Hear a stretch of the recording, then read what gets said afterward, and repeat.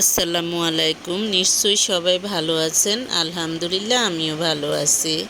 আজকে আমি বলবো শিশুদেরকে যে খাবারগুলো দিবেন না। শিশুদেরকে এই ধরনের খাবারগুলো দিলে উপকার তো হবেই না, বরঞ্চ মৃত্যুর ঝুঁকি হতে পারে। যেমন অতিরিক্ত চিনিযুক্ত খাবার। শিশুদেরকে অতিরিক্ত চিনিযুক্ত খাবার খাওয়াবেন না। চিনি মূলত বিষ বা কেমিক্যাল, যা শিশুর শরীরে নানাবিধ ক্ষতির কারণ হতে পারে। শিশুকে চিনির পরিবর্তে তাল মিশ্রি দিবেন, খেজুরের চিনি অথবা পুরনো গুড় দেয়া যেতে পারে। এরপর বলবো লাল মাংস। অতিরিক্ত লাল মাংস শিশুকে দিবেন না, কারণ যখন এই লাল মাংসে থাকে অতিরিক্ত প্রোটিন।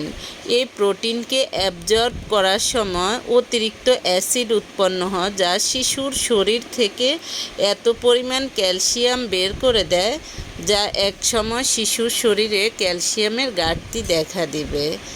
তারপর বলবো বিভিন্ন ধরনের ব্যাকটেরিয়ার কারণে কিন্তু ফুড পয়জনিং হতে পারে। শিশুদের ফুড পয়জনিংয়ের লক্ষণগুলো বলবো। সাধারণত বমি, ডায়রিয়া, পেটে ব্যথা, বমি বমি ভাব, জ্বর, শরীর ঠান্ডা হয়ে যাওয়া, মাথা ব্যথা ইত্যাদি এগুলো হলো ফুড পয়জনিং।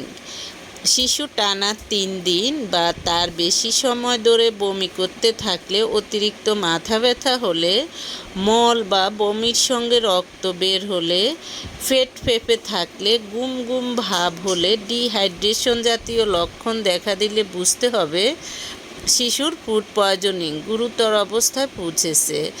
এই রকম অবস্থায় শিশুকে অবশ্যই চিকিৎসকের কাছে নিয়ে যেতে হবে। অনেকেই ভাবে যে মারাত্মক সমস্যা, আসলে এগুলো কিন্তু মারাত্মক কোনো কঠিন রোগ নয়। এগুলো হলো ফুড পয়জনিং, অর্থাৎ খাদ্যে যদি বিভিন্ন ধরনের কেমিক্যাল, ব্যাকটেরিয়া থাকে অথবা কোনো ধরনের ভাইরাস থাকে, তখন শিশুর পাকস্থলীতে যে এগুলো পাকস্থলীকে কি করে, দেখা যায় যে পরিপাক্রিয়াটা ভালোভাবে হয় না, তখনই ফুড পয়জনিং দেখা দিতে পারে। এ অবস্থায় অবশ্যই ডাক্তারের শরণাপন্ন হতে হবে। ফুড পয়জনিং যেহেতু খাবারের কারণেই হয়, তাই শিশুর খাবার সুরক্ষিত রাখা জরুরি। অনেকেই জানেই না শিশুর খাবারকে কিভাবে সুরক্ষিত রাখা যায়। বাইরে খাবার না রেখে ফ্রিজে খাবার সংরক্ষণ করুন, তবে নির্দিষ্ট মেয়াদের বেশি প্রিজার্ভ করা খাবার শিশুকে দেবেন না। কাঁচা মাছ, মাংস বেশি দিন ফ্রিজে রাখা যাবে না। শিশুকে যত তাজা খাবার খাওয়ানো যায় তত ভালো। ফ্রিজে খাবার বেশি দিন রাখলে খাবারে ব্যাকটেরিয়া জন্মাতে পারে, যা শিশুর ফুড পয়জনিংয়ের কারণ হতে পারে। কোনোভাবেই মেয়াদ উত্তীর্ণ কোনো খাবার, প্যাকেটজাত বা ক্যানজাত খাবার শিশুকে খাওয়ানো যাবে না। শুধু শিশু নয়, বড়দেরও এ বিষয়ে সতর্ক থাকতে হবে।